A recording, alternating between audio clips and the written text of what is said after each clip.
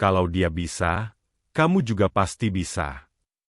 Tapi tunggu dulu. Apa benar begitu?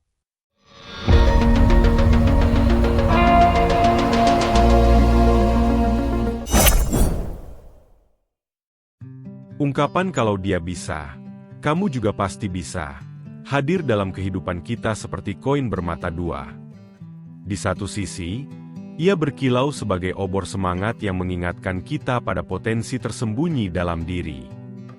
Di sisi lain, ia bisa berubah menjadi palu yang menghantam harga diri, menyiratkan bahwa ketidakmampuan kita hanyalah buah dari kemalasan atau keengganan berusaha. Ambiguitas ini bukan kebetulan kecil. Ia mencerminkan cara masyarakat kita memahami hubungan antara usaha, keberhasilan, dan keadilan. Kalimat ini sering dilontarkan dengan niat tulus. Seorang guru mungkin mengatakannya untuk mendorong murid yang ragu. Seorang teman mungkin menggunakannya untuk mengingatkan kita bahwa batas kita seringkali lebih luas daripada yang kita kira. Dalam konteks ini, ungkapan tersebut menjadi jembatan harapan. Ia menegaskan bahwa pencapaian manusia bukanlah hak eksklusif segelintir orang, melainkan sesuatu yang dapat dijangkau melalui ketekunan dan strategi yang tepat. Tetapi kalimat yang sama bisa berubah makna ketika diucapkan tanpa empati. Bayangkan seorang pekerja yang lelah setelah seharian bekerja 2 shift, lalu mendengar, dia saja bisa sukses sambil kerja paruh waktu. Kenapa kamu tidak? Di sini, ungkapan itu kehilangan sifat membangunnya. Ia menjadi bentuk penyangkalan terhadap realitas yang kompleks, mengabaikan beban finansial, tanggung jawab keluarga, atau kelelahan mental yang tak terlihat. Yang tersisa hanyalah tuduhan terselubung. Kamu payah. Kamu kurang usaha. Pertanyaan mendasar pun muncul. Apakah kita benar-benar berdiri di garis start yang sama hanya karena kita sama-sama memiliki 24 jam setiap hari? Jawaban yang jujur mengajak kita melangkah lebih dalam, ke wilayah yang jarang disentuh oleh retorika motivasi sederhana. Argumen bahwa semua orang punya waktu 24 jam benar secara matematis, tetapi cacat secara manusiawi. Waktu memang bersifat absolut dalam jam dan menit, tetapi kualitas pengalaman di dalam waktu tersebut sangatlah relatif. 24 jam seorang mahasiswa yang tinggal di kos nyaman, dengan dukungan orang tua penuh, berbeda secara fundamental dengan 24 jam seorang remaja yang harus bekerja serabutan selepas sekolah untuk membiayai adik-adiknya. Perbedaan ini bukan soal kemauan semata. Ia menyangkut modal awal yang tidak bisa dipilih, kesehatan fisik dan mental, akses pendidikan berkualitas, jaringan sosial yang mendukung, stabilitas ekonomi keluarga, bahkan kondisi neurologis yang memengaruhi cara otak memproses informasi dan mengatur emosi. Seorang individu dengan gangguan kecemasan mungkin menghabiskan energi mental yang setara dengan lari maraton hanya untuk menyelesaikan tugas sederhana, bukan karena malas, tetapi karena medan pertempuran internalnya berbeda. Dari sudut pandang sosiologis, kesetaraan waktu tidak menjamin kesetaraan kesempatan. Penelitian tentang scarcity mindset menunjukkan bahwa kecemasan eksistensial, khawatir tidak punya cukup uang untuk makan esok hari, menguras kapasitas kognitif secara signifikan. Otak yang terus-menerus dalam mode bertahan hidup kesulitan untuk berpikir jangka panjang atau kreatif.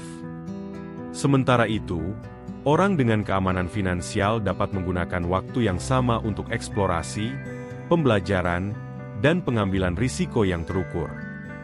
Mengabaikan lapisan-lapisan kompleksitas ini, lalu menyamakan hasil adalah bentuk kekeliruan berpikir.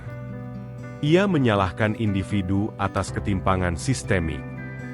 Ungkapan, dia saja bisa, tanpa melihat latar belakang struktural bukanlah motivasi. Ia adalah kebutaan sosial yang menyakitkan. Efek sebuah kalimat tidak ditentukan oleh susunan katanya semata, melainkan oleh 3 unsur kritis: niat pembicara, hubungan antara pembicara dan pendengar, serta kondisi batin sang pendengar. Ketika mentor yang telah mendampingi perjalananmu selama berbulan-bulan mengatakan, dia bisa, kamu juga bisa, ia mungkin merujuk pada pola strategi yang dapat ditiru, bukan pada hasil akhir yang identik. Kalimat itu menjadi peta, bukan cambuk. Sebaliknya, ketika orang asing yang tidak mengenal perjuanganmu melontarkan kalimat serupa dengan nada merendahkan, "Payah kamu, dia aja bisa," ia bukan sedang memotivasi. Ia sedang memproyeksikan frustrasinya sendiri, atau menegaskan superioritasnya dengan kedok menyemangati. Ini adalah bentuk gaslighting sosial. Menyangkal realitasmu demi mempertahankan mitos bahwa dunia ini adil secara sederhana.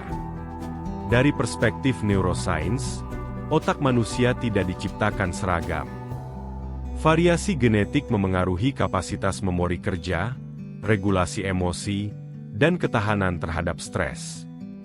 Seseorang dengan ADHD atau Attention Deficit Hyperactivity Disorder mungkin membutuhkan 3 kali usaha untuk fokus selama 1 jam dibandingkan orang tanpa gangguan tersebut.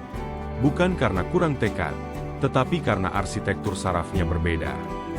Trauma masa kecil membentuk pola respons amigdala yang membuat bangun pagi atau disiplin bukan sekadar kebiasaan, melainkan pertarungan neurokimia harian.